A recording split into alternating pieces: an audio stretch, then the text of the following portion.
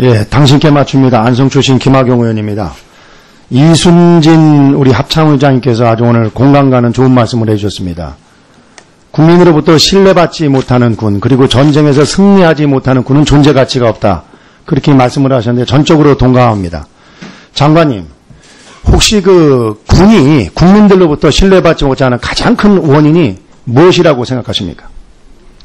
크게 두 가지 있을 수 있는데, 군에서 정직하지 못하다는 것, 그 다음에 군의 비리, 부실 이런 것들이 있다는 것, 그렇게 보고 있습니다. 예, 맞습니다.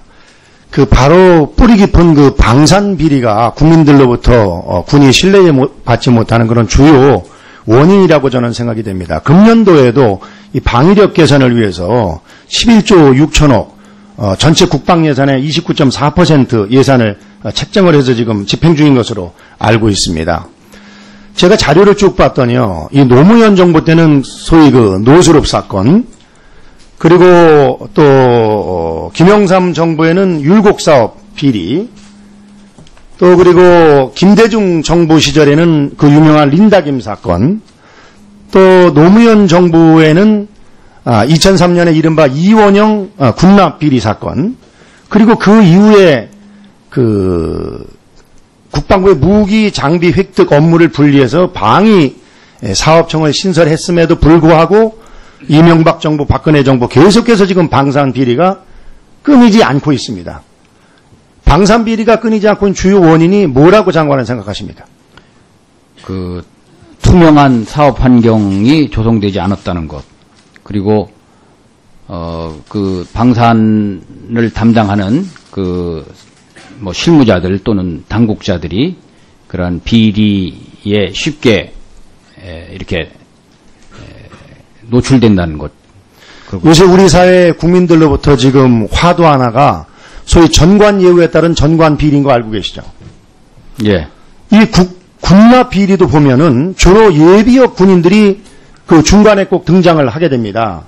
소위 군피아라는 그런 말을 들을 정도로 이 각종 그 주요 보직, 그리고 이러한 그 군납 비리의 중심에 예비역 군인들이 꼭 등장을 하게 됩니다. 저는 이건 대단히 중요한 일이라고 생각이 됩니다.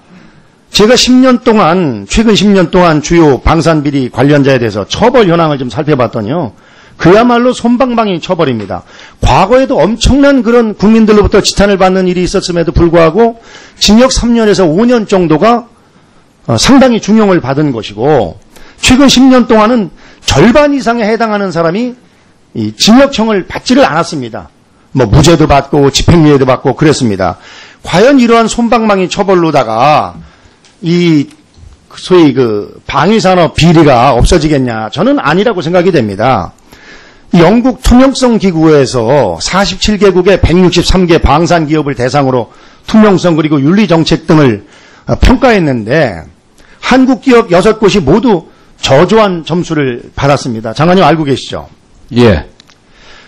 그래서 저 개인적으로다가는 정말 이 방산 비리는 대한민국의 안보를 위협하는 것이고 이거는 매국행위다.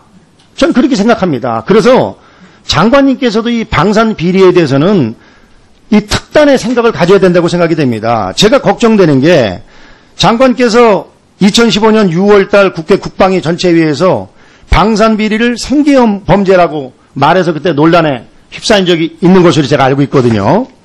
그래서 이러한 그 방산비리 척결을 위해서는 정말 처벌도 강화해야 되고, 또 한 가지는 지금 방산비리는 이 계약과 납품 과정만을 수사하고 있는데 사실은 가장 큰 로비가 이루어질 수 있는 데는 정책 결정 과정이라고 저는 생각이 됩니다. 그래서 이 소요 결정 단계의 로비가 집중이 되기 때문에 이런 부분에 있어서 보다 이 방산 비리가 근원적으로 차단되게끔 보다 면밀하게 예방이 돼야 된다, 이런 생각을 갖고 있거든요. 어떻게 생각하십니까?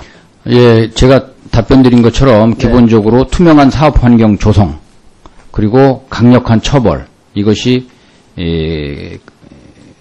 그것을 최소화할 수 있는 방법이라고 저희들이 생각하고 있고, 그런 방향에서 여러 가지 제도 개선 노력을 하고 있습니다.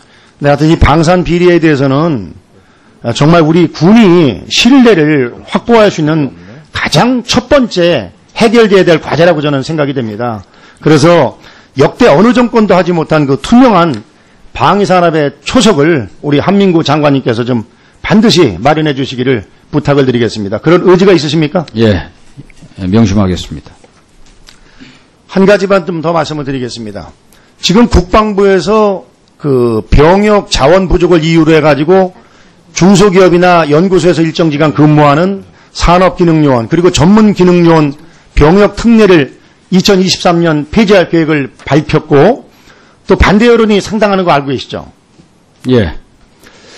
제가 보니까 사실은 이게 조금 뭔가 좀 준비가 부족하다는 생각을 하지 않을 수가 없습니다. 왜냐하면은 지금 그 논란이 되고 있는 사회복무제도는 24개월 하는 거 그대로 유지가 되고 또 그리고 복무연한은 계속 줄여가면서 실질적으로 가장 지금 효과적이고 효율적이라는 그런 평가를 받고 있는 이러한 그 산업기능요원 그리고 전문연구요원을 유관기관과 면밀하게 이렇게 사전 협의 없이 일방적으로 이렇게 없애는 것은 또 다른 문제를 야기한다 이런 생각을 가지고 있거든요. 그래서 과거에도 이런 그 시도가 있었지만은 실패한 적이 있죠. 그래서 이 부분에 대해서는 보다 좀 국가 인력 수급 차원에서 종합적으로 판단하는 것이 필요하다고 생각이 되는데 어떻게 생각하십니까? 예, 그걸 정확하게 답변을 드리겠습니다. 병역 특례 제도라고 하는 것, 소위 전환 및 대체 복무에 관한 조정 문제는 국방부가 우리의 병역 자원의 문제, 또 국가 인재의 문제, 산업 발전 이런 측면에서 검토하고 있는 과제입니다.